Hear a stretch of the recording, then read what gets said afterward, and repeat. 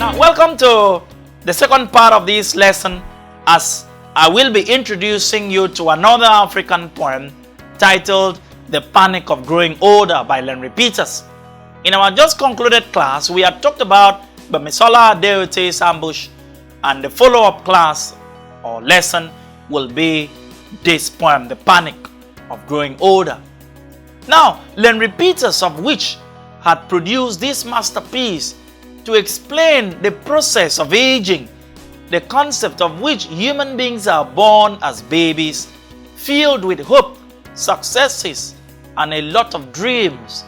And we are going to see how this process goes on until we get to the end of life. Now let's read The Panic of Growing Older. The panic of growing older spreads fluttering wings from year to year. At 20, stilled with hope of gigantic success, time and exploration. At 30, a sudden throb of pain. Laboratory tests have nothing to show.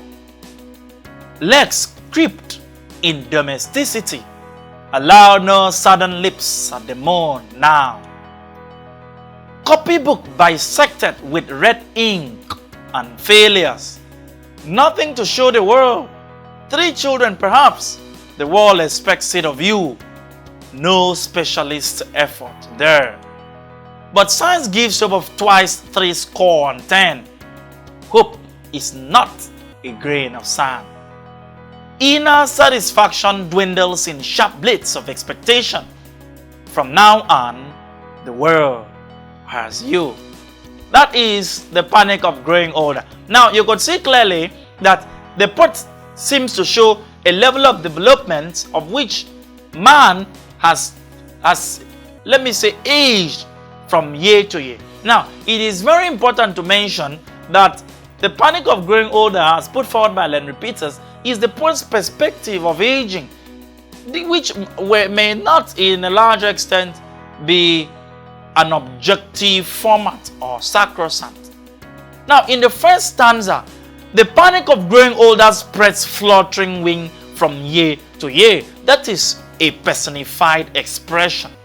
The panic of growing older there seems to be personified as though it is spreading fluttering wings from year to year. That creates an image, of course. Now, the poet begins with what happens at 20 when he says that at 20, the young person there is stilled by hope of gigantic success, time and exploration. The person, the individual person, seems to believe that at 20, he has a lot of dreams, a lot of hopes. He is stilled by hope, gigantic success. He has time, he has a lot of energy to explore. Now, in the next stanza, the poet moves to what he believes happens at 30.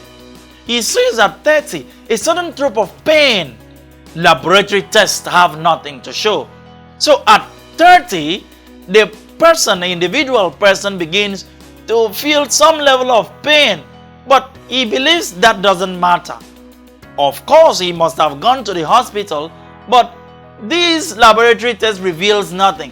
So he labors and thinks nothing happens to him. In the next stanza, he says, legs crept in domesticity, allows no sudden lips at the noon now.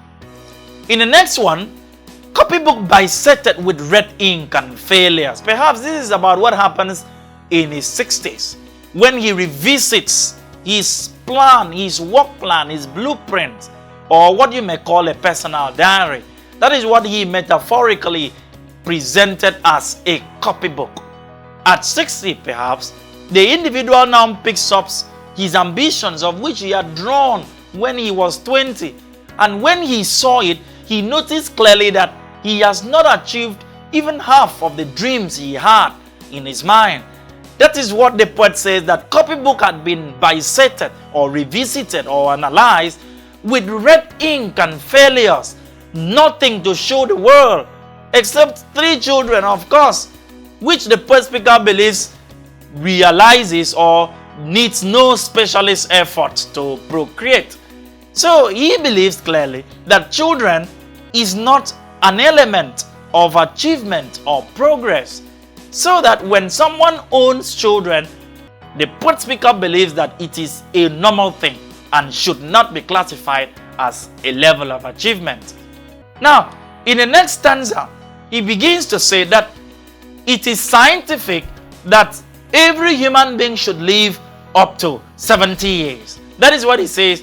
But science gives hope of twice 70. Now, in the first expression in that stanza, science gives hope. That's another personification where science has been personified to give, of which is supposed to be the action of human. Science gives. Science gives. Science there has been personified. So that is a personified expression. And then in the last sentence of that stanza, we have noticed the use of metaphor when the poet says, hope is not a grain of sand. That's metaphorical. Hope has been directly compared with a grain of sand, which is opposite elements without the use of like and as. So he says that science will say human beings should live up to 70. But how factual is that fact? How true is that expectation? He says that hope is not a grain of sand. That means it's immeasurable. People die far less than that. And then in the last stanza, he says that at a point, inner satisfaction dwindles in sharp blades of expectation. There is a use of enjambment in that expression. Inner satisfaction dwindles in sharp blades of expectation. Enjambment is also known as run-on lines, where the idea in one line is run on to the next. You see, one sentence has been run in 3 lines. That becomes the use of run-on lines or enjambment. And then in the last line, he says, when this happens, from now on, the world has you. Human beings now are at the mercy of the world.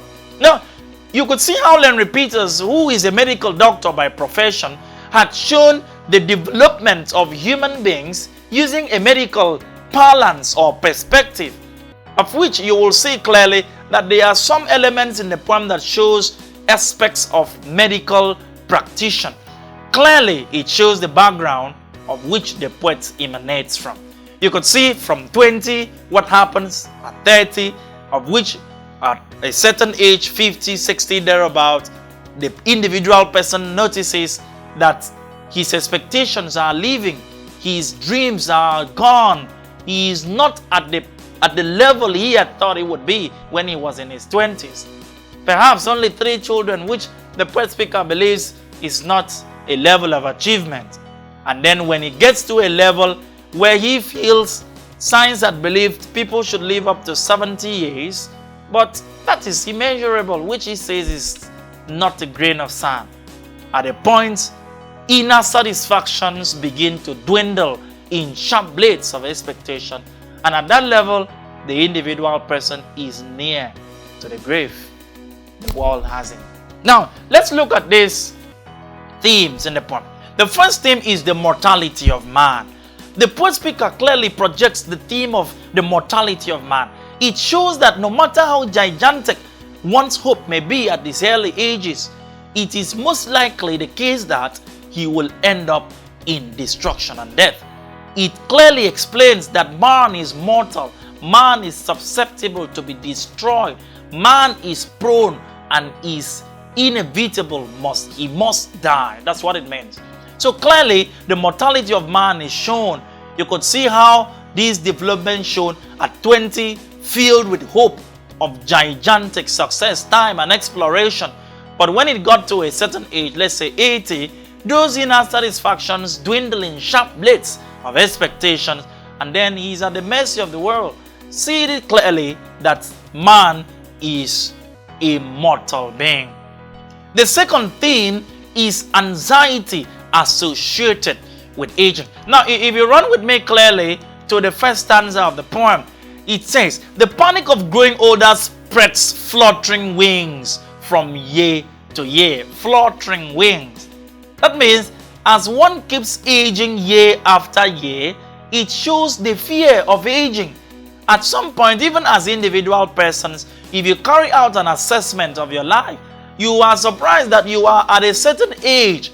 You seem to compare yourself around with people, and then you begin to feel that you are backward, and perhaps you feel you could wind back the hands of time and readjust your plans.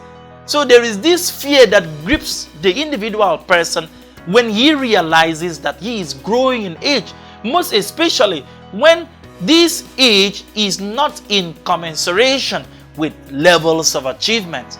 This anxiety seems to overwhelm the individual man. Now, the third theme there is the theme of the twist in human fate. The twist in human fate.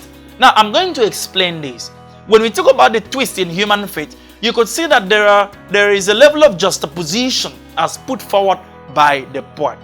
When I'm talking about juxtaposition, I'm talking about the presentation of two turning incidents in the poem. Now, at 20, do not forget, the individual was stilled with gigantic hope, success, time, and exploration. Even when he got to 30 and began to feel some levels of pain, at 30 at the time, you see clearly that he believes some medical tests may not reveal the main cause of such pains. But when he got to about 70, there is an outturn of events. Possibly at 60, he begins to see his achievements, and noticing that these achievements are far achievable, he begins to feel bad. That is the twist of human fate. At 20, he had a lot of hope. He had high-level, gigantic success. But when it got to about 50, he saw that these hopes were completely unachievable. The only thing he had achieved at that time was just children, which the specialist, of course, says has nothing to offer as a level of achievement. So we got to about 80, where inner satisfaction begins to die out. And then we could see that the world has the present. You see the twist in human fate, how the pinnacle goes. The child is born, and then he has high-level hope, success, time, exploration. And then at a certain point, these hopes seem to dwindle. They are not achievable. And then at a point, he begins to become sick, and then his inner satisfaction dwindles sharply, and then he's at the mercy of the world. You see the twist in human fate. Hope, and then he ends clearly without it. Now let's look at this question. In Lenrie Peters says the panic of growing older. The poet speaker presents A, the fears of old age. B, the dangers of old age. C, the expectation of aging. Clearly, you will agree with me that the correct answer to that question is embedded in option A, which is the fears of old age. It could not be the dangers of old age or the expectations of aging, because perhaps even the expectations will always be a twist of fate. So the fears of old age is clearly the answer.